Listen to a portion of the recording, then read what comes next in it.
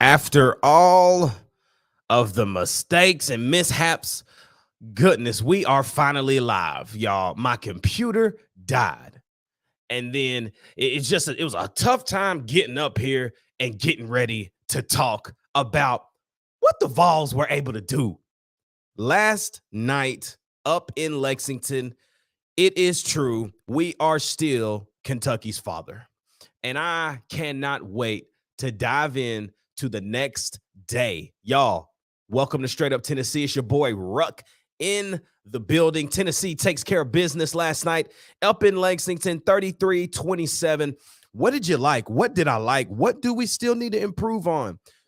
What happened in the secondary? I mean, just a weird game overall for them, but the Tennessee offense does just enough, man, to come out of Kroger Field with a W. Cannot wait to dive into it today. This is the next day, Kentucky week, and y'all already know what it is. It's Straight Up Tennessee, baby. Let's get it.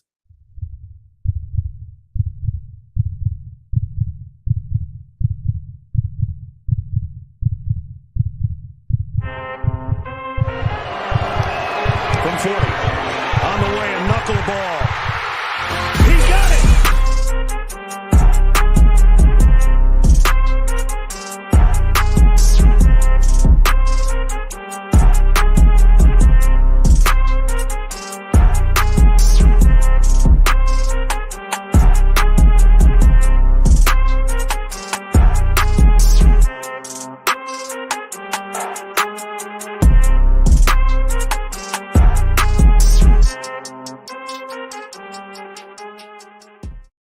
Yes, sir. What is good, everybody? Welcome to Straight Up Tennessee. Today on this Sunday, Tennessee beats Kentucky 33-27, man, and I can't wait to dive into just the entire game, what we thought, what do we need to see, man, going into UCONN, and then, man, that Missouri game is bigger than we all hoped it would be. But it's the top of the show, man. Like, comment, subscribe.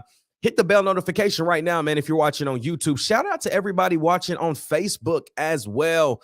We do stream our next day episode on Facebook. So if you're ever in need of some Tennessee football at 6 o'clock Eastern, 5 o'clock Central Time on a Sunday night, hop on Facebook. And if you're not on Facebook and you want to hop on the YouTube, that's where the people know, man. Like, comment, and subscribe. You hit the bell notification, man, so you never miss an episode, man. This is going to be a little bit of a different week for us here on the channel. As we all know, Tennessee has homecoming Saturday at noon o'clock against UConn, the Connecticut Huskies. But typically, we would have tonight's show. We would have tomorrow night's show. We would have Wednesday and Friday. This week, we will end up doing tonight. Tomorrow night, we will still be live for the Who Is UConn episode, but we will not have a midweek chat this week. We're going to kind of take it easy, relax, and get ready for this Missouri game, man, because I really think that, y'all, it's bigger than we all hoped it would be. But it's also big in a good way because I feel like, man, after a road win up in Lexington, you now get another opportunity to go on the road to Columbia, Missouri, up there in Como, and do it again. Can you do it again? Can you string together 2 road wins? The beautiful thing is we get to come back home and play in front of our fans this coming Saturday against UConn. But that Missouri game, man, I think we all got it circled, and we're going to find out how good we are and technically how good Missouri truly is. I know Missouri has Georgia this coming week, so that will be massive. But I think for us, it's all about us right now. Everybody listening on Apple and Spotify, it is Monday morning for you. What's good? Thank you guys for tuning in on the replay for you. Hope you enjoy the show today, man. I'm excited. I'm still excited about this team. I think, you know, you hate that it took 8 games to see the progression of Joe Milton, you know, Dante Thornton, man. We saw flashes of what everybody was excited about. We saw that last night. Chaz Nimrod gets his first touchdown as a Vol last night. But I think the story of the game was how bad the defensive backs looked. As we all know, on Wednesday of last week, Kamal Hadden put out a post that he was having season-ending shoulder surgery, and he would miss the remaining portion of this 2023 season. I don't think we all realized how much that was going to hurt us.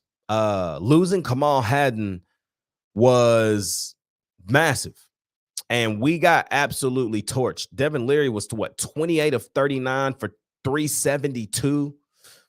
That's bad, Tennessee. Like, that's bad, man. You let a guy who was throwing just above 50% all year go out there and have a field day.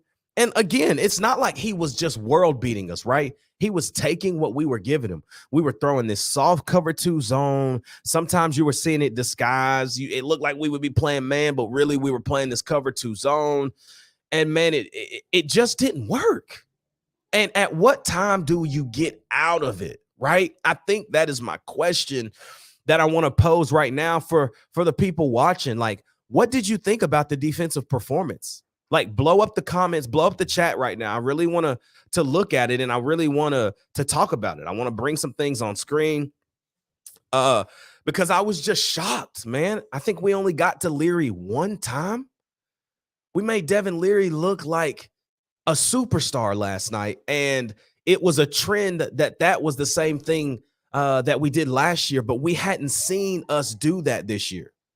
And it happened last night, and that's concerning when the competition is just getting better, folks. You've got Missouri on the road, and then you got Georgia at Neyland Stadium. Those 2 games are going to mark the rest of the year. And if the defense plays the way they did yesterday against Missouri, I don't know if we get out of there with a win. I don't know. I don't think we do. Brady Cook's playing at a high level right now in Missouri. Luther Burden, Theo Weiss Jr., the transfer from Oklahoma, he's at Missouri. Dominic Lovett left to go to Georgia, and Missouri didn't miss a beat. They got better. Cody Schrader at running back. Missouri's good, man. They're good. But can Tennessee continue to stack games, man? I think the most concerning thing when you look at the game yesterday, obviously the defensive backs were bad, but the pass rush. Now, granted, there's multiple plays that I can talk about right now where our guys are being held again. At some point, the SEC officials have to be taken into account. Like, they have to be held accountable for how badly they are calling these football games, y'all. It's bad. And can I say this on the record? The reason that the Ramel Keaton catch on the sideline, the controversial catch or not a catch, the reason it was called a catch was because on the Ray Davis touchdown, the drive right before, Warren Burrell's jersey was so far off his shoulder pads, and they did not call a hold on that play. His jersey was so far off his shoulder pads, and they allowed Kentucky they gave them that touchdown, that Ray Davis jet sweep down there in the red zone. If you go back and watch the play, Warren Burrell's jersey was completely off of his shoulder pads, y'all, and they didn't call it. And he's right there to make the play. He's the corner on the side of the field Ray Davis ended up on. And they missed it. In quotes, missed it. So the Ramel Keaton catch, non-catch, in my opinion, it wasn't a catch. But they had to do something. They had to make up for it. And there's another play. Devin Leary is in the pocket, center of the pocket. I'm like, bro, what is happening? Like, how are we not getting pressure on this dude? And then I go back and look at the pictures. Tyler Barron is being held again, almost in another headlock, y'all. Another headlock. I'm so confused as to why the SEC officials are not seeing things that are blatant. That are blatant holds. Blatant pass interference calls. But anytime the Tennessee Volunteers fall into the line of penalty, we get called for it. We had, at one point last night, we had 70 penalty yards, y'all. That is bad. Were some of them penalties? Absolutely. But the thing is, nobody's calling it against the other side when we play them. I need some answers. I need some answers from the SEC, bro. They need to go down there to Birmingham and go have a meeting because it is bad, bad, bad, bad, bad right now. Let's talk a little bit about this offense. Let's talk a little bit about who everybody loves to talk about. And that is your quarterback, Joe Milton. I don't think you have anything mean or bad to say about Joe Milton after last night's performance up there in Lexington. You know, I felt like going into the game, Tennessee had a shot for some explosive plays, and Joe Milton was going to have the opportunity to run the football, and Joe Milton was going to have opportunity to stretch the field, and boy, I was right. But let me tell y'all something. The 2-minute drill. Let's talk about the 2-minute drill for a second. We didn't know if we wanted to score. We didn't know what we wanted to do. That whole sequence for me was a little concerning. It felt like the coaching staff, I hesitate to say didn't trust, but it felt like they really wasn't 100% sure that we could get the football down and score like we did last year a lot. It felt as if they didn't really want to put the football into Joe's hands and say, hey, man, let's go get him. We ran 2 straight run plays with like a minute and 20 seconds left, and I'm kind of scratching my head. What's going on? Why are we not throwing the football? Why are we not trying to go score the football right now? Very unlike us. We typically don't have that issue. You know what I'm saying? But it happened. The 2-minute offense is weird. Guys, the red zone woes. What is happening, man? What is happening in the red zone for us right now? We can't score touchdowns in the red zone. Now, Dylan Sampson did his thing, scored in the red zone. I loved it. Dylan Sampson is a dog. We'll talk about D Samp here in a second. I want people to kind of take a little bit of heat off of Joe's back about this because I don't think it's as much as his fault as it is guys getting in the right position to make a play down there in the red zone. Guys, at one point last night, if we score on those 2 red zone possessions, it would have been 34-17 at one point. I just don't know what the fix is. Like, I don't know if there is a fix. I don't know how to fix it. And that is not my job to. My job is to watch the game, enjoy it, and hope that the coaches get into practice the week following and fix it. And I think we have coaches that grow each game, that fix things each game. And the red zone woes have to be addressed, people. We can't beat Missouri getting to the red zone and not finishing. We can't beat Georgia. We can't even think about beating Georgia, getting in the red zone and not scoring 7s. 3 points is not going to cut it for the rest of the way. It's not going to cut it the rest of the way. It's pretty simple. Score touchdowns. How do you go from one of the best scoring red zone teams in the country in 2022 to one of the worst in 23? The common denominator people are pointing fingers at is Joe Milton. I don't think it's Joe Milton. I don't think it's 100% Joe Milton's fault. I think there's a lot of guys not getting open, a lot of blocks being missed. Goodness gracious, guys, let's think about it, man. We get down there. I think we run the shovel pass down there in the red zone. I can't remember. I have to go back and watch this specific thing. I don't remember what it was, but the offensive line gets blown up.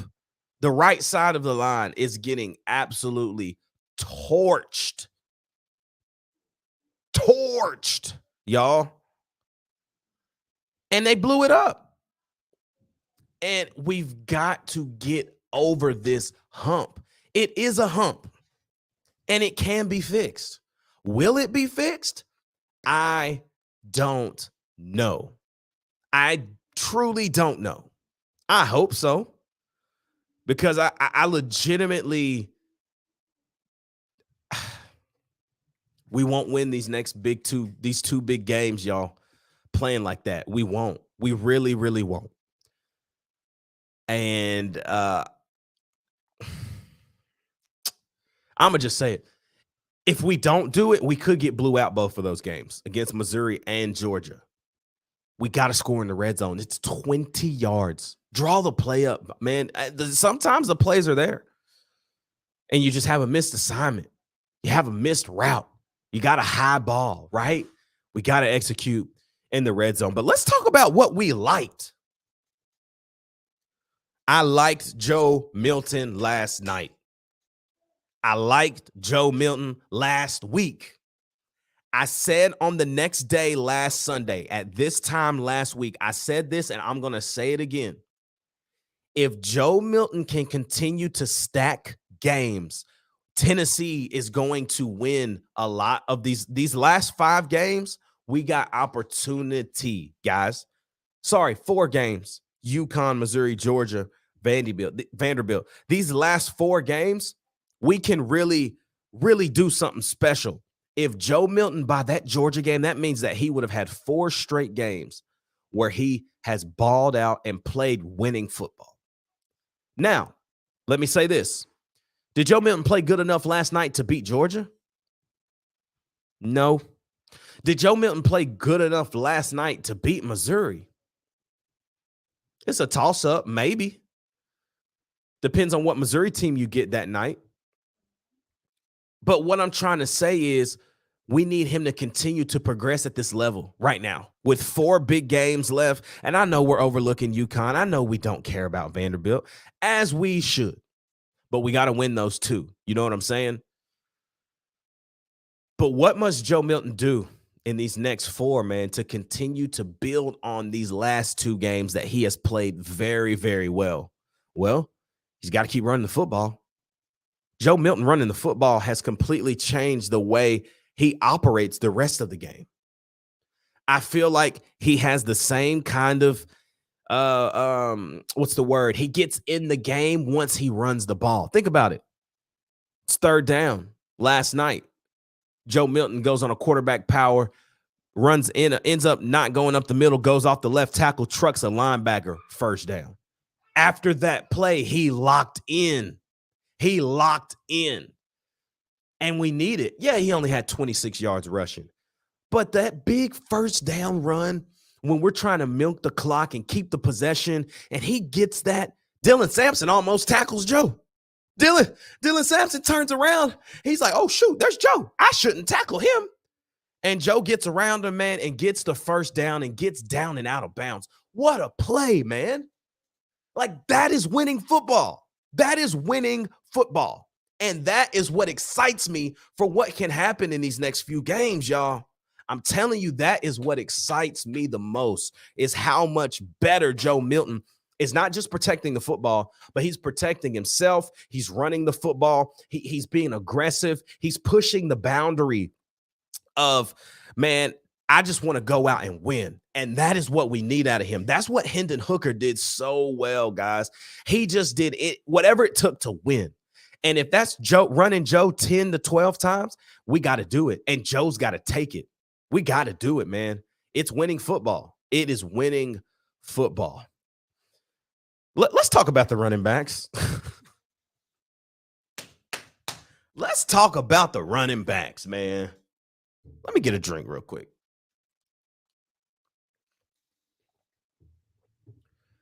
Jalen Wright, 11 touches, y'all.